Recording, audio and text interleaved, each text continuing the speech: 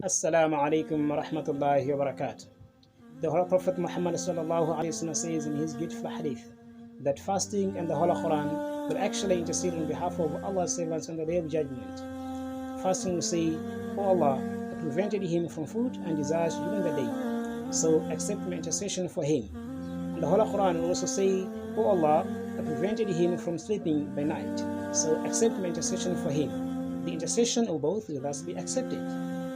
Tumekuwa Muhammad sallallahu alaihi wasallam agwen kwa hadithi yake imekezeka ndani na koti jitin shudi saum yani kusala kwa maso buko Allah subhanahu wa ta'ala Quran example pia jikulu kwa mtu sala kwa maso Allah subhanahu wa ta'ala siku ya kiyama nibo som ezati Allah subhanahu wa ta'ala jitin shudi kabolo wanu didali kumusita kujama sana ngakale so zira kolako choncho yankanbe mpananga bai kwa maso buko la Quran izena kuji Allah subhanahu wa ta'ala jitinchudi kabul wanu didali kumusita kugona usiku choncho yankarbe mparanga baye kena kwa Allah subhanahu wa ta'ala atayanka mabimhosi. Wassalamu alaikum wa rahmatullahi wa barakatuh.